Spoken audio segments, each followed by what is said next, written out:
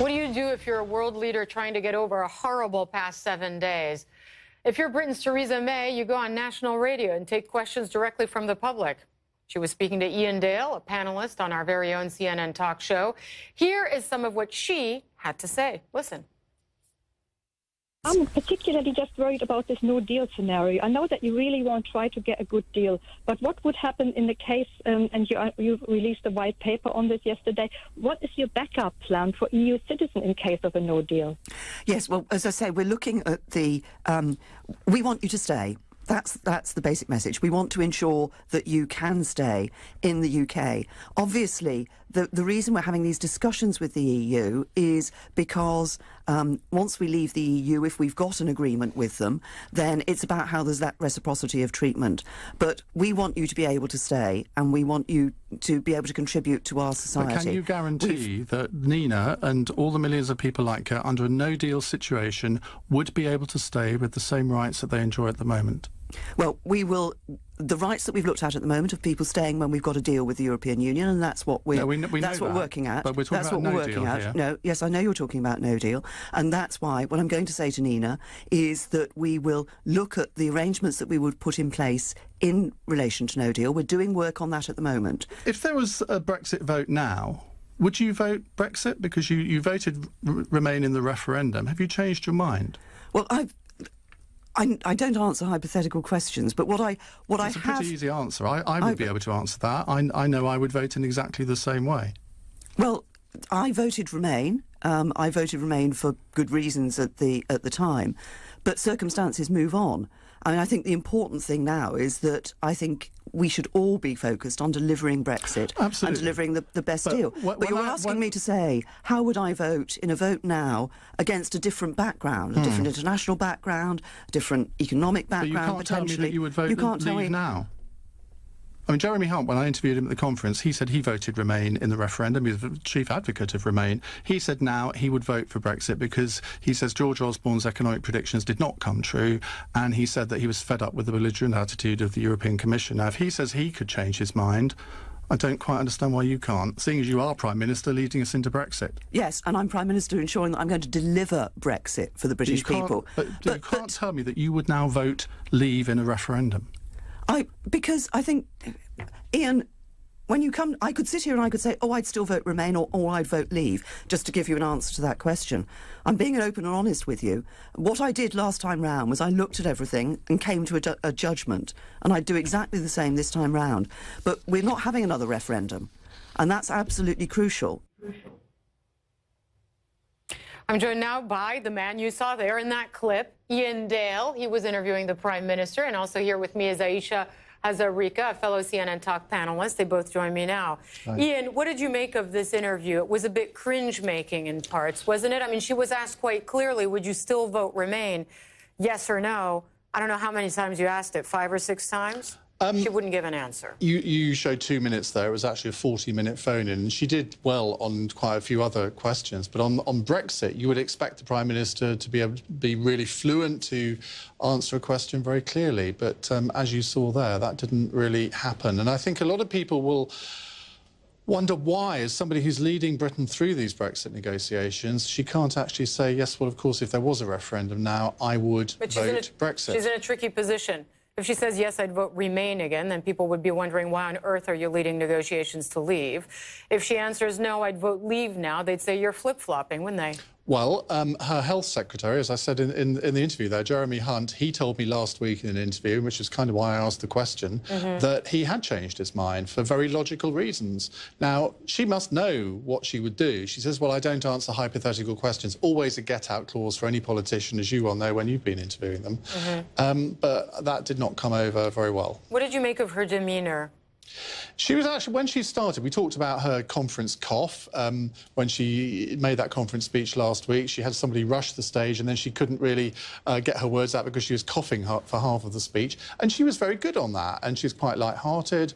and she answered questions, and we've had a so-called racial disparity audit today, which has made very uncomfortable reading for many people in this country about how ethnic minorities feel disadvantaged. And it was her initiative, and that was the original reason for the phone-in, so she could come on to talk about that. And we spent about 13 minutes talking about it, and she was fine on that, and she clearly cares about it a great deal. But I'm afraid all the headlines in tomorrow's newspapers are going to concentrate on one thing, and it's not that. All right, Ayesha, what did you make of it? Well, I just think it confirms to everybody that she's in a very, very weak position. I mean, I think Iain was quite naughty in asking that question because it's an impossible question for her to answer. But she should have been prepared for it. She looked very sort of caught unawares. And the answer that disturbed me the most, she was asked by a caller, if there is no deal, will EU citizens be allowed to stay in the UK? And she could not give a definitive answer. I think that is a terrible headline to come out tomorrow. Iain even pushed her on that. Now, Iain is, you know, he's a proud Brexiteer, and he almost, I think, was pushing her to give an answer of reassurance to people. I was. I mean, that's the impression because I got. And she couldn't give that answer. Now, on my Twitter timeline... Especially since a hard Brexit is not an unlikely possibility. It seems like the idea and the notion of a hard Brexit is floating around more and more. The German Federation, Industry Federation, even said not preparing for a hard Brexit is, quote, naive. Well, I think they are preparing for that. They're actually preparing for a no deal.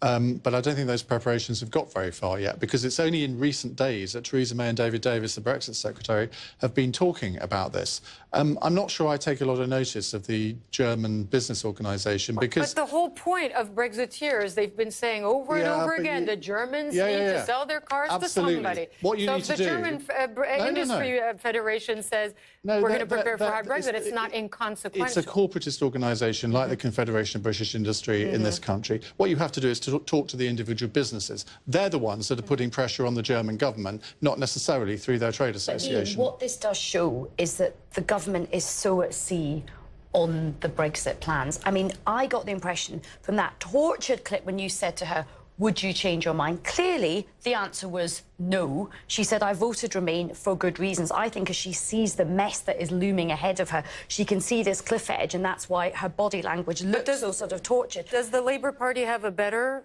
idea of what to do, of how to lead these negotiations in a more effective way? What is their proposal? The Labour Party wants... the Tories moved into the position of the Labour Party. The Labour Party said we should have a 2-year transitional period, or as long as it takes, with customs union and the single market. And then, as Iain said, the Conservatives adopted that position. But the Labour Party are not in power. But what is interesting is that there are briefings coming out saying that actually the EU is starting to talk to the British Labour Party. They're all seen as, a bit of a Jeremy Corbyn as a bit of a joke beforehand.